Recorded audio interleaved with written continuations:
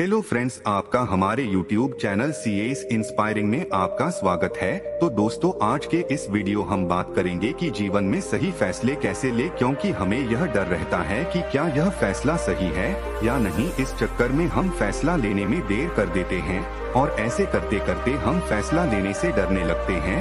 फिर हम लगने लगता है कि हम सही या गलत फैसले में फर्क पता नहीं कर पा रहे हैं। तो आइए जानते हैं इस बौद्ध कहानी से कि सही फैसला कैसे ले। तो दोस्तों, पहले आप चैनल को सब्सक्राइब कर लीजिए। दोस्तों, कई साल पहले की बात है। एक छोटे से राज्य में एक बौद्ध भिक्षु निवास कर रहे थे, जिन्हें सभी जगहों पर उनके ज्ञान के बड़े चर्चे थे। वह बौद्ध भिक्षु बहुत ज्ञानी थे। उनके पास लोग बहुत दूर दूर से आते थे ताकि वे उनसे अपनी समस्याओं का समाधान प्राप्त कर सके। उनके पास कोई भी कैसी भी समस्या लेकर क्यों न आए, वह समस्या का समाधान अवश्य करते थे। जब भी वह किसी की समस्या सुनते तो उस समस्या को बड़े ही ध्यान से सुनते समझते उसमें लीन हो जाते और उसके बाद कुछ देर के लिए वह आंखें बंद करते और समस्या के बारे में अच्छे से सोच विचार करते और उसके बाद उसका समाधान देते। ऐसे में कोई भी व्यक्ति उनके बारे में केवल एक ही बात सोचता था, शायद इन साधु के पास कोई ऐसी चमत्कारिक शक्तियां हैं जिससे यह समाधान पूछते हैं और उसके बाद हमें वह समाधान बताते हैं। एक बार एक युवक ने उन महाराज से यह पूछ भी लिया, क्या आपके पास ऐसी कोई चमत्कारी शक्तियां हैं जिसके कारण आप हमारी समस्याओं का समाधान करते हैं, या आपके पास ऐसी कोई दिव्य दृष्टि है जिससे आप हमारी समस्याओं का समाधान खोज पाते हैं।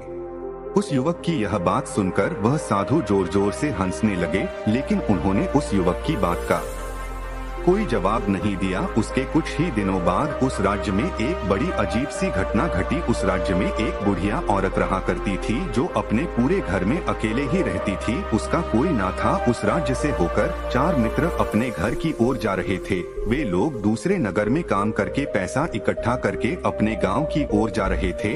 यह बात बहुत पुराने जमाने की है, जब यातायात के साधन ना हुआ करते थे, इसलिए वे लोग पैदल ही यात्रा किया करते थे। इसी कारण वे चारों मित्र अपने अपने धन को इकट्ठा करके अपने गांव की ओर प्रस्थान कर रहे थे। उन चारों ने अपना अपना धन एक छोटी सी पोटली में रखा था और उसी पोटली में उन सबकी सारी कमाई थी। तभी उन चारों मित्रों में से एक मित्र कहता है, मित्रों, इस तरह से यदि हम अपना धन अलग अलग रखेंगे तो इससे हमारा धन चोरी हो सकता है। क्यों न हम अपना सारा धन एक ही पोटली में रख दें, जिससे हम सब इस पर ध्यान भी दे सकेंगे और हमारा धन सुरक्षित भी हो जाएगा। और जब हम अपने गाँव पहुँच जाएंगे तो हम वहाँ पर अपना अपना हिस्सा इसमें से ले लेंगे। उन तीनों मित्रों ने उस युवक की बात मान ली और वे सभी मिलकर अपना धन एक ही पोटली में रख देते हैं और वे सभी मिलकर अपने गांव की ओर आगे बढ़ते हैं। चलते चलते काफी समय बीत चुका था और अब रात्रि होने वाली थी। तभी आगे चलकर रास्ते में उन्हें एक घर दिखाई दिया जहां पर एक बूढ़ी औरत रहा करती थी। रात्रि का समय भी हो चुका था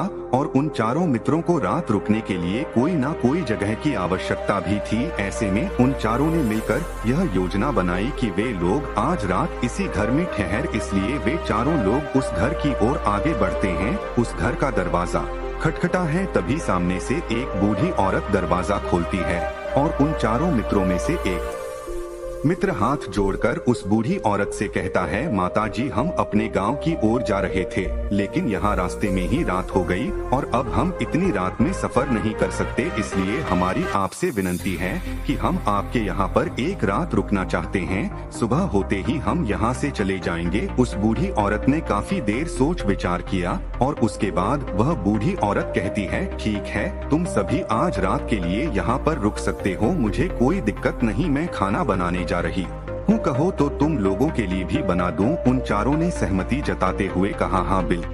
उसके बाद उन चारों मित्रों ने धन की पोटली उस बूढ़ी औरत को थमा दी और कहा, माताजी, इस पोटली में हमारे साल भर की कमाई है। हम चारों ने अब तक का अपना सारा कमाया हुआ धन इसी पोटली में रखा है और अब हम इसे आपको सौंपते हैं, क्योंकि यह हम चारों से ज्यादा आपके पास सुरक्षित होगा। हम बस इतना चाहते हैं कि यदि हम चारों में से कोई एक व्यक्ति से लेने आए तो आप इस पोटली को उसे मत देना जब तक कि हम चारों एक साथ इस पोटली को लेने ना आए। तभी वह बूढ़ी औरत कहती है, ठीक है बेटा, यदि तुम चारों एक साथ आओगे तभी मैं इस पोटली को आपको सौंपेंगे। और वैसे भी आप लोग तो सुबह यहाँ से चले जाने वाले हैं, मैं आपको सुबह ही यह पोटली थमा दूंगी। वह धन की पोटली उस बूढ़ी औरत को थमा कर चारों मित्र निश्चिंत हो जाते हैं कि अब उनका धन सुरक्षित है और वे लोग खाना खाकर सो जाते हैं। अगली सुबह जब वह चारों उठते हैं तो सभी लोग अपनी आगे की यात्रा के लिए तैयारियां शुरू कर देते हैं। उन चारों नौजवानों में से एक नौजवान थोड़ा सा बदमाश था। वह अपने उन तीनों मित्रों से कहता है, भाइयों, इस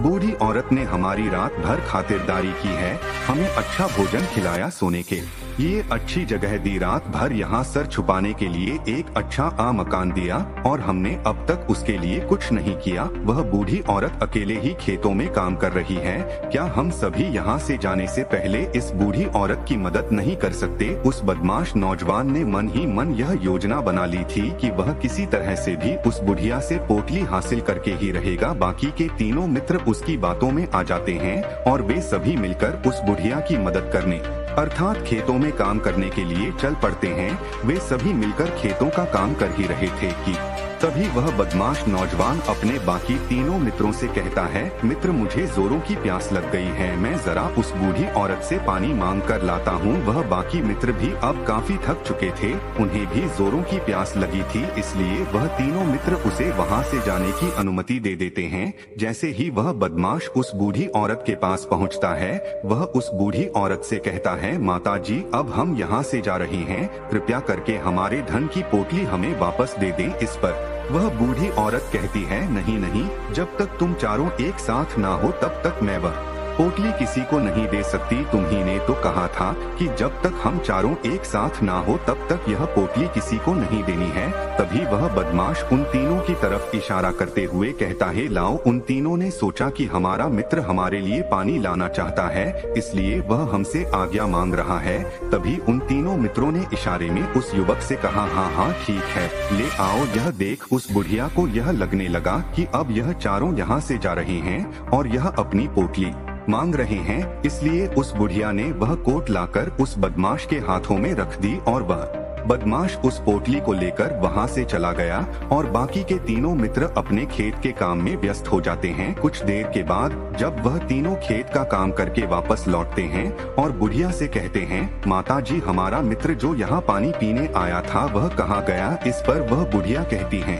क्या वह पानी पीने आया था? पर वह तो कह रहा था कि हम चारों जा रहे हैं, कृपया करके हमारे धन की पोटली हमें थमा दे। तब तीनों बड़े आश्चर्य होकर उस बुढ़िया से कहते हैं, माता जी, हमने भला कब कहा वह पोटली मांगी थी? हमें तो प्यास लगी थी और हमने पानी के लिए इशारा किया था। तभी बूढ़ी औरत उन तीनों से कहती है, परंतु अब तो वह पोटली लेकर जा चुका है। तभी वह तीनों मित्र सर पकड़कर रोने लगते हैं और कहते हैं, माता जी, उसमें हमारा सारा कमाया हुआ धन था जो वह अकेले लेकर भाग चुका है। हमने तो आपको कहा था कि जब तक हम चारों एक साथ न आए तब तक आपको वह पोटली किसी को नहीं देनी है, फिर आपने ऐसा क्यों किया? इसमें आप ही की गलती है। हमने आपको उस पोटली की हिफाजत के लिए रखा था और आपने उसे एक ऐसे आदमी के हाथों में दे दिया जिसने हमारा सारा धन हमसे लूट लिया। हम बर्दाश्त नहीं करेंगे, हम राजा के पास जाएंगे और राजा से आपकी शिकायत करेंगे, न्याय की मांग करेंगे। अब तो इस बात का राजा ही फैसला करेंगे। तीनों नौजवान क्रोधित होकर राज दरबार में पहुंच जाते हैं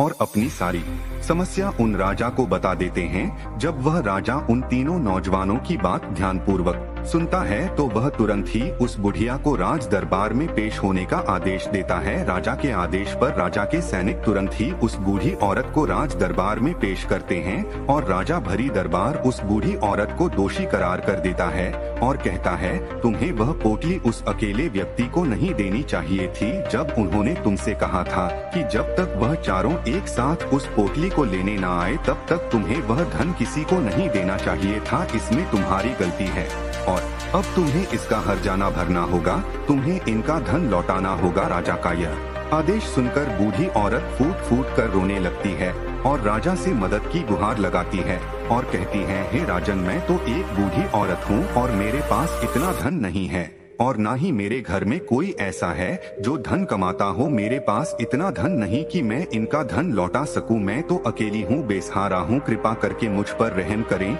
लेकिन राजा उस बूढ़ी औरत की एक नहीं सुनता। वह बूढ़ी औरत रोते हुए अपने घर की ओर जा रही थी। यह सोच रही थी कि आखिर में इतना धन कहाँ से लाऊं, कि कैसे मैं उन लोगों का यह धन उन्हें लौट आऊंगी। मेरे पास इतना धन नहीं है, मैं क्या करूं, कैसे करूं, कहां से लाऊं इतना धन। यदि मैंने उनका धन नहीं लौटाया तो मुझे राजा मार डालेगा। वैसे भी मेरी ही गलती है। जब उन चारों ने मिलकर मुझसे कहा था कि जब तक हम चारों एक साथ न आए तब तक वह पोटली किसी को नहीं थमा नहीं है, फिर भी मैंने वह पोटली केवल उस एक व्यक्ति को थमा दी। इसमें गलती तो मेरी ही है। वह रोते रोते यह सारी बातें सोचते हुए अपने घर की ओर जा रही थी। तभी रास्ते में उस बूढ़ी औरत को वही संत मिले जो उस नगर में किसी भी समस्या का समाधान बड़ी ही सरलता और सहजता से करते हैं। उस बूढ़ी औरत से कहा, क्या बात है बेटी, क्यों रो रही हो। इस पर वह बूढ़ी औरत उस संत को सब कुछ सच सच बता देती है और कहती है, हे महाराज, इसमें गलती तो मेरी ही है। उन चारों ने तो पहले ही कहा था कि जब तक वे चारों एक साथ न आए तब तक वह पोटली मुझे किसी को नहीं देनी है। लेकिन मेरी हिम्मत मारी गई थी जो मैंने वह पोटली केवल एक व्यक्ति को थमा दी और वह उनका सारा धन लेकर वहाँ से भाग गया। लेकिन अब मुझे यह समझ नहीं आ रहा कि मैं वह सारा धन कहाँ से लाऊं, कैसे जुटाऊं। मेरे पास इतना धन नहीं है और राजा ने तो आदेश भी दे दिया है कि मुझे उनका धन लौटाना ही पड़ेगा। लेकिन मैं यह समझ नहीं पा रही कि इतना सारा धन मैं कहां से लाऊंगी। तभी वह संत उस बूढ़ी औरत से कहते हैं, शांत हो जाओ, मैं कोई ना कोई रास्ता जरूर निकाल लूंगा। इतना कहकर वह संत वहीं पर बैठ जाते हैं, ध्यान करने लगते हैं। कुछ देर के लिए आंखें बंद कर सोचते हैं, विचार करते हैं। मौन रहकर वह समस्या का समाधान निकालते हैं और उसके बाद वह उस बूढ़ी औरत से कहते हैं, बेटी, राजा ने किया है वह बिल्कुल गलत है। आपने जो किया इसमें आपकी कोई गलती नहीं है। राजा का फैसला गलत है। उन संत के इतना कहने पर बूढ़ी औरत चुप हो गई और यह सोचने लगी कि आखिर राजा का फैसला कैसे गलत हो सकता है। राजा तो सभी के लिए न्याय ही करते हैं और वह कभी किसी का बुरा नहीं करते। फिर आखिर आज राजा का फैसला कैसे गलत हो गया। उन संत और उस बुढ़िया की बात आसपास के खड़े लोग सभी लोग सुन रहे थे और वे लोग भी बड़े अचरज में थे, क्योंकि राजा का फैसला कैसे गलत हो सकता है। राजा ने तो बिल्कुल सही फैसला लिया है। इस बूढ़ी औरत ने ही गलती की है। उन चारों का धन केवल एक ही को थमा दिया। ऐसे में इस बुढ़िया को उनका धन तो लौटाना ही चाहिए। राजा ने गलत फैसला किया है। तभी वह संत उस बूढ़ी औरत से कहते हैं, जाओ और राज दरबार में कह दो कि हे राजन, आपका फैसला गलत है और सही क्या है, गलत क्या है, इसका फैसला मैं करूंगा। पहले तो बूढ़ी औरत इतनी हिम्मत ही नहीं जुटा पा रही थी कि वह राज दरबार में जाकर भरे राज दरबार में राजा को यह कह सके कि राजन, आपका फैसला गलत है। लेकिन जैसे तैसे उसने हिम्मत जुटाई और वह वापस राज दरबार लौटी। उसने डरते हुए भरे राज दरबार राजा से बड़ी खर्रा आवाज में कहा, हे राजन, आपने जो फैसला किया है वह फैसला गलत है। इतना कहकर उसने राजा को सारी बात सच सच बता दी। उस बूढ़ी औरत की बात सुनकर राजा बहुत क्रोधित हुआ। राजा ने उस बूढ़ी औरत से कहा, कौन है वह संत जिसने मेरे फैसले को गलत बताया है। क्या उन्हें नहीं लगता कि मैंने सही निर्णय लिया है। मैं हर रोज कई निर्णय लेता हूँ, कई फैसले करता हूँ, लेकिन आज तक कभी किसी ने मुझसे यह नहीं कहा कि मेरा फैसला गलत है। यदि उन संत ने मुझे सही फैसला ना सुनाया, उन्हें फांसी की सजा दे दूंगा। यह बात पूरे नगर में फैल गई। सभी लोग यह जानने के लिए हैरान थे कि आखिर वह साधु ऐसा कौन सा फैसला सुनाने वाले हैं जो राजा से भी उचित होगा, जिसमें सबके लिए न्याय होगा। राजा ने सैनिकों को तुरंत ही आदेश दिया कि जाओ और संत को राज दरबार में लाओ। राजा की आज्ञा के अनुसार वे सैनिक तुरंत ही उन संत को लेने के लिए निकल पड़े। वे लोग कुछ ही देर बाद उन संत को लेकर राज दरबार पहुँचे। राज दरबार में सभी लोग उपस्थित थे और सभी लोग उन संत के फैसले का इंतजार कर रहे थे।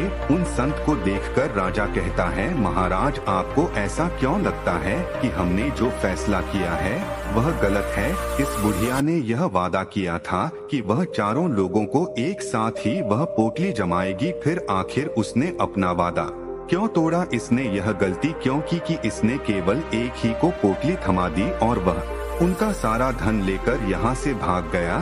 तो क्या इसमें इसकी गलती नहीं है? क्या इससे इनका धन नहीं लौटा आना चाहिए? इस पर वह साधु बड़ी विनम्रता से राजा से कहते हैं, हे राजन, यह आपका फैसला था, लेकिन मैं आपसे कुछ कहना चाहता हूँ। इस पर राजा कहता है, ठीक है, कहिए आप क्या कहना चाहते? इस पर वह साधु बड़ी विनम्रता से राजा से कहता है, हे राजन, जैसा कि वादा किया गया था कि पोटली एक साथ उन चारों को ही दी जाएगी, तो अभी तो यह केवल 3 हैं, चौथा कहाँ है? तो इनसे कहिए कि यह लोग यहाँ से वापस जाएं और अपने उस चौथे मित्र को यहाँ लेकर आएं। तभी इनका धन वापस किया जाएगा। और वादा भी ऐसा ही किया गया था कि जब तक चारों लोग एक साथ ना हो तब तक उनका धन उन्हें नहीं लौटाया जाएगा। और यदि यह बूढ़ी औरत इन तीनों को धन लौटा देती है तो यह बूढ़ी औरत अपना वादा तोड़ देगी और यह सही नहीं है। इसलिए यदि आप चाहते हैं कि इनका धन लौट आया जाए तो पहले इनसे कहिए कि यह लोग जाएं और अपने उस चौथे मित्र को यहाँ पर वापस ले आए। उस राज दरबार में हर कोई इस बात को सुनकर बहुत खुश हुआ। सभी ने उन संत की बहुत तारीफ की। राजा भी उन संत के इस फैसले से पूरी तरह से सहमत था। राजा तुरंत ही उन संत के सामने सिर झुका लेता है और हाथ जोड़कर उनसे कहता है, हे महाराज, आपका यह फैसला इतना सही कैसे हो सकता है? आखिरी बात मेरे दिमाग में आई क्यों नहीं? मैंने इस बात को इस तरह से सोचा क्यों नहीं? तभी वह साधु उस राजा से कहते हैं, हे राजन, आपके पास और भी काम होते हैं, आप दिन भर व्यस्त रहते हैं और आपको जल्दबाजी में फैसले लेने पड़ते हैं। आपने इस मामले को सुना समझा, लेकिन इसे देखने में आप गलती कर गए। इससे आपने केवल ऊपरी तौर पर देखा, आपने इसकी गहराई तक जाने का प्रयास तक नहीं किया।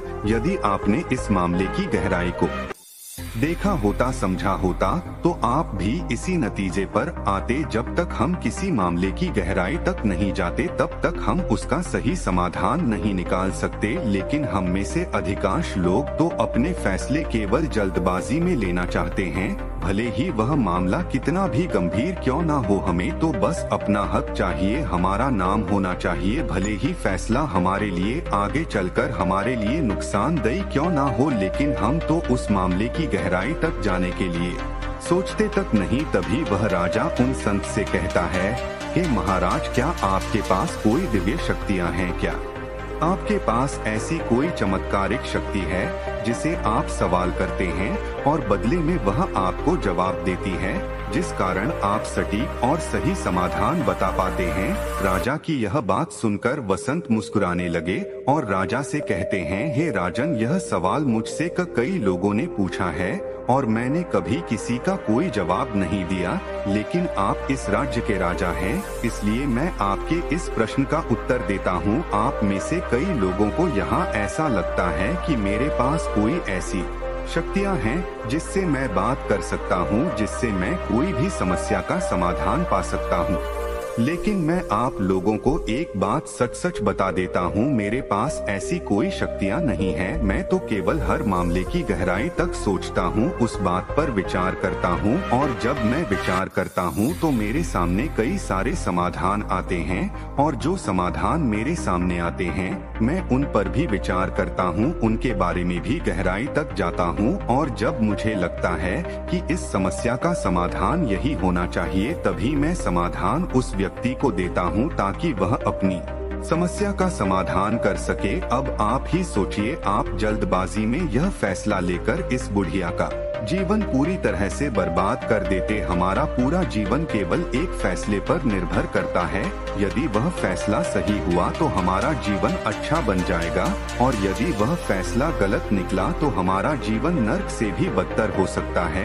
इसलिए यदि आप सही और सटीक फैसला लेना चाहते हैं तो आपको मौन रहना सीखना पड़ेगा। मौन रहकर उस पर विचार करना सीखना होगा, क्योंकि हमारे फैसले ही हमारा भविष्य तय करते हैं, हमारी जिंदगी का अगला पड़ाव तय करते हैं। फिर चाहे वह फैसले छोटे हो या बड़े, वे ही हमारी जिंदगी को निर्धारित करते हैं। इसलिए सबसे पहले हमें सही फैसले लेने के लिए मौन रहना सीखना आवश्यक है, उन पर विचार करना आवश्यक है।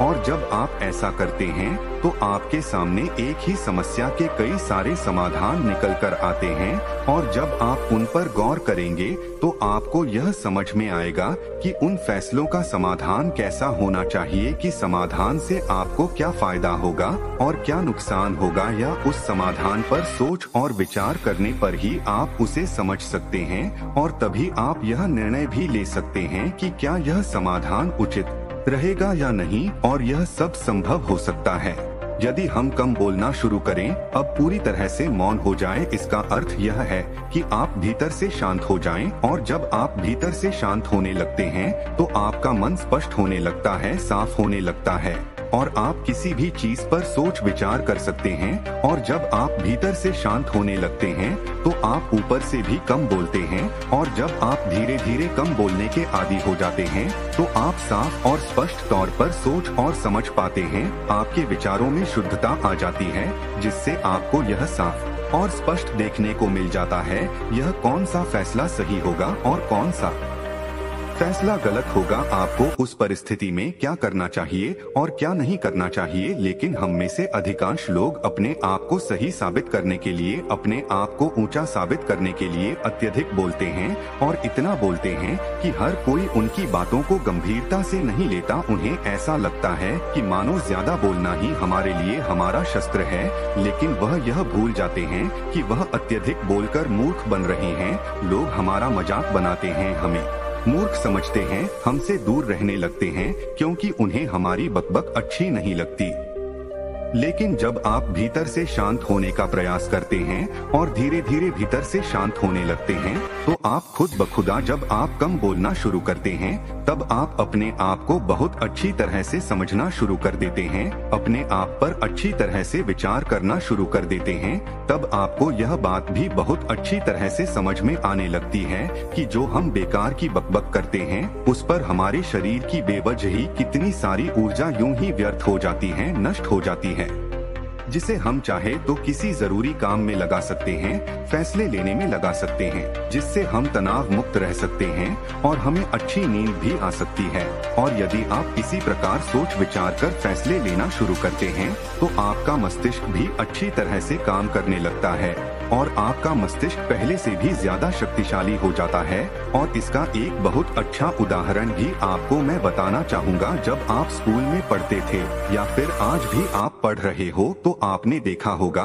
कि जो बच्चे होनहार होते हैं, होशियार होते हैं, वे लोग बहुत कम बातें करते हैं और अपना समय सही चीजों में लगाते हैं। वह अधिकांशतः अपना समय मौन होकर ही बिताते हैं। इसी वजह से वह पढ़ाई करने में बहुत तेज होते हैं। वह जो कुछ भी पढ़ना चाहते हैं वह उसे याद कर ले जाते हैं।